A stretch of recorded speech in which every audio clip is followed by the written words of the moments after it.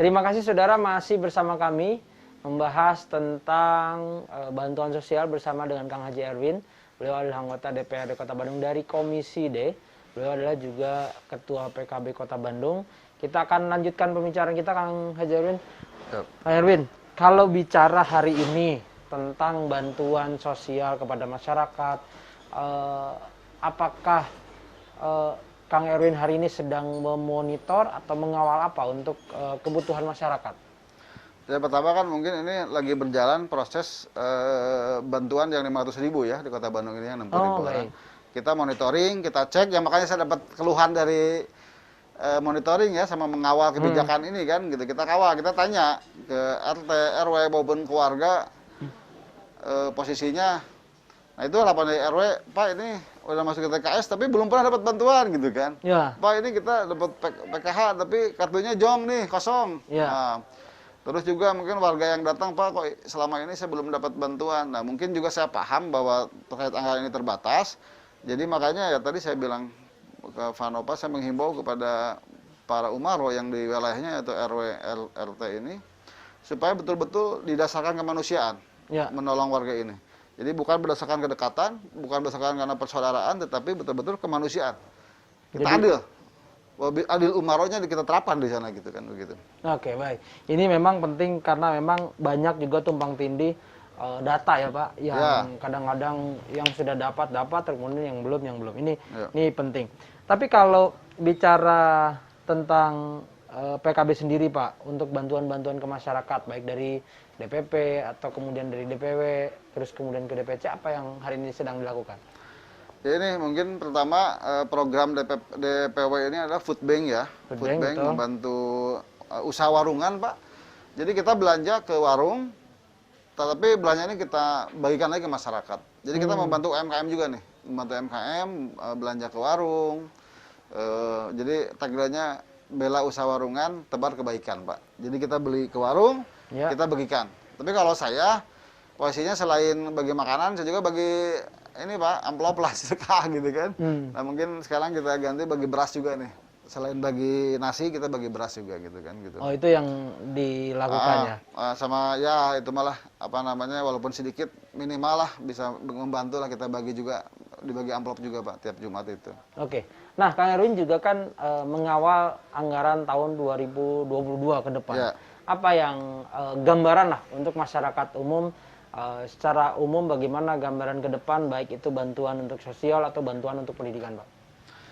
Jadi kemarin kita masih pembahasan RUKPPAS untuk 2022. Ya pertama tadi saya meminta kepada Pak Kadis maupun Pak Sekdis, ya Disdik lah khususnya, tolong hak dasar murid karena sekarang masih PJJ itu bisa terpenuhi. Baik.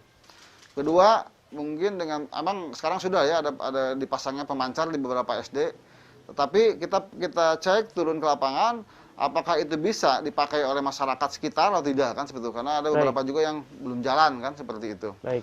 Terus terkait anggaran, saya serang aja Pak, karena kemarin Kota Bandung ini posisinya lagi tinggi-tingginya yang meninggal Pak ya, yang COVID kena. Betul, banyak. Waktu itu kita rapat dengan wali kota, dengan sekda dan TAPD semua lah gitu kan, termasuk dengan dewan. Saya meminta ke Pak wali kota, pertama saya minta dibuatkan rumah sakit darurat. Baik. Darurat yang sarana dan prasarananya lengkap Pak. Seperti Wisma Atlet kalau di Jakarta. Ya. Kedua, saya meminta refocusing anggaran, infrastruktur dialihkan untuk penanganan COVID, baik yang terkena dampak PPKM, baik yang emang yang sudah lama terkena dampak COVID-19 ini. Baik. Jadi sekarang ini udahlah pembangunan yang besar sementara dihentikan dulu, kecuali di stop dulu, kecuali emang perbaikan ya itu perawatannya perlu, tapi untuk gedung-gedung baru dan lain-lain infrastruktur itu hentikan dulu, dialihkan kepada penanganan COVID-19 dan pendidikan Pak. Oke, baik. Seperti itu saya. Ya, ketiga juga saya akan meminta kemarin, minta zero rejection Pak. Zero rejection, tidak ada penolakan. Orang yang masuk, karena kemarin kan banyak yang ketolak meninggal Pak. Masuk ke rumah sakit. Rumah sakit, betul. Banyak kan banyak meninggal. Saya minta zero rejection, ke Bu Kadis saya minta. Bu Kadis tidak ada lagi penolakan. Minimal, orang yang masuk ke rumah sakit ini ditangani dulu, di UGD.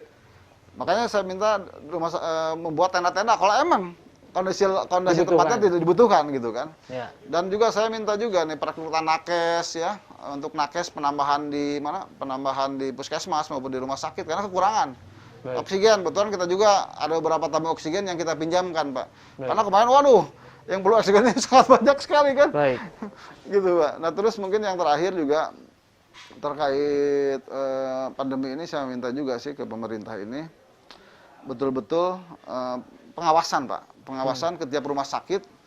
Jangan sampai, karena kan kadang-kadang sekarang ini yang punya BPJS, yang UHC, kadang-kadang tidak begitu diperhatikan. Ya. Tapi yang umum, nah ini saya mengimbau juga ke semua rumah sakit, jangan sampai ada lagi penolakan warga masuk ke rumah sakit, baik itu yang kena COVID ataupun yang sakit biasa.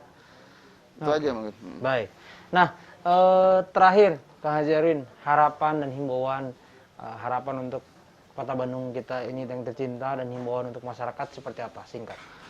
Ya mungkin saya menghimbau, saya berharap bahwa Kota Bandung ini menjadi pionir, menjadi yang terdepan, menjadi contoh kepada wilayah-wilayah kota kabupaten di Indonesia. Kota Bandung menjadi yang terdepan lah, memberikan contoh karena Kota Bandung ini ibu kota Jawa Barat, mungkin urban, banyak yang masuk di sini. Saya berharap baik itu dari rumah sakit, pendidikan, terkait dinsos, semua menjadi pionir, menjadikan contoh. Dan juga saya menghimbau kepada masyarakat tetap menjaga prokes 5M. Kedua, cepat-cepat. Yang belum divaksin, cepat divaksin. Karena saya yakin, kalau Bapak udah divaksin, Ibu udah divaksin, selain sayang kepada diri kita sendiri, juga sayang kepada anak cucu kita, juga sayang kepada tetangga, itu merupakan suatu ibadah buat kita sendiri, mendapatkan pahala. Juga mungkin secepatnya kalau di wilayah kita sudah 70%, itu akan terbentuk hub immunity, kekebalan kelompok, jadi kita akan semakin pede, imun kita semakin kuat, dan kita melakukan aktivitas semakin sehat. Jangan lupa selalu berolahraga juga. Oke, baik. Terima kasih Kang Haji Arwin. Mudah-mudahan informasi yang pagi hari ini Kang Haji Arwin sampaikan bermanfaat bagi masyarakat. Amin. Dan mudah-mudahan tetap sehat di kala pandemi ini. Dan jangan lupa tadi ditegaskan tetap menjaga protokol kesehatan. Jangan lupa berdoa dan ikhtiar. Nah, itu juga penting. Doa bisa merubah segala dengan doa ini. Berdoa dan berikhtiar. Itu tadi, saudara, perbincangan kami dengan Kang Haji Arwin. Mudah-mudahan informasi bermanfaat di pagi hari ini. Akhirul kalam, assalamualaikum warahmatullahi wabarakatuh. Waalaikumsalam warahmatullahi wabarakatuh.